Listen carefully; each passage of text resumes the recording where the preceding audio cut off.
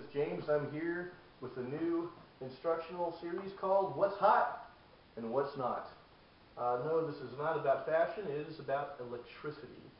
The bottom line is, with electricity, not to oversimplify, but the bottom line is you have to know what is hot. So work with me here as we dig into one of the basic around the house tasks, which is to change a light switch. Light switches, easy to change, and they need to be changed periodically. So, one of the main questions is, how do you know what's hot and what's not? A lot of times you'll be told just turn everything off, and that's a good idea. The safest thing to do, but you still need to check once you get the box open and figure out what's hot. Now, for those of you who are wondering, what do I mean by what's hot? You want to avoid a wire that's energized, a device, such as a light switch, that's energized, a fixture, like a light fixture if you're doing it, that's energized. Now you may be saying, James, I'm changing out a light fixture and this fixture is off. Well, my friend, I might have to tell you, maybe that bulb is burned out and it's still energized. Bottom line, at the end of the day, you want to change the switch. On our schedule, we never see a slot that says, today somebody dies. Your goal, no death, no burning, no meaning. So here you go. Let's take out this light switch.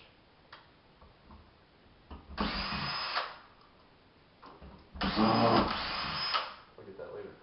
Alright. Whenever you're looking at a device, you'll notice my hands are going top to bottom. This is called the yoke. Do not grab it like this. That will hurt. Pull it gently out.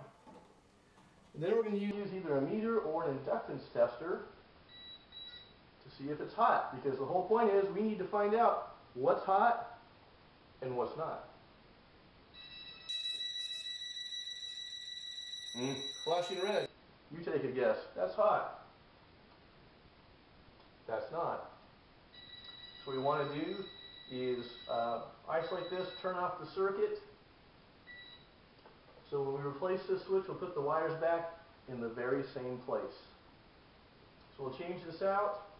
And as we're doing this, before we re-energize, you want to always remember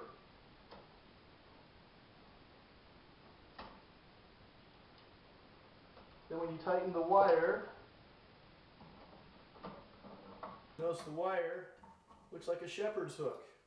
You want to hold it so it goes clockwise, the same direction that you're going to tighten that screw, so it doesn't come loose and cause your lights to flicker later. So you're going to turn it, tighten it clockwise, of course, until it is snug. Do not over tighten it. The switch is plastic, it will break. The same down here, these wires we determined were hot. Same thing, we want to make sure that those wires are going around the screw and they're completely under the screw, the part that's stripped, and tighten it up.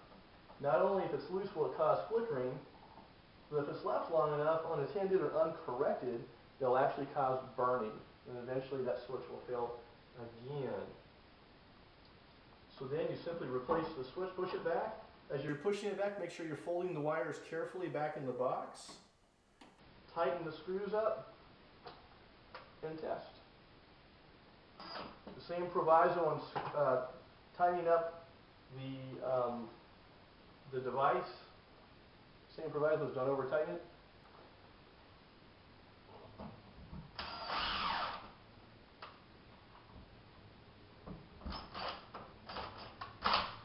There you are. Go back to your breaker or your fuse box. Restore power to the circuit or to the entire house if you shut it all off. Test it, look up, the light's on. Wonderful job.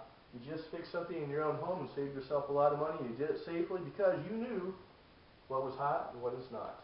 Thank you much.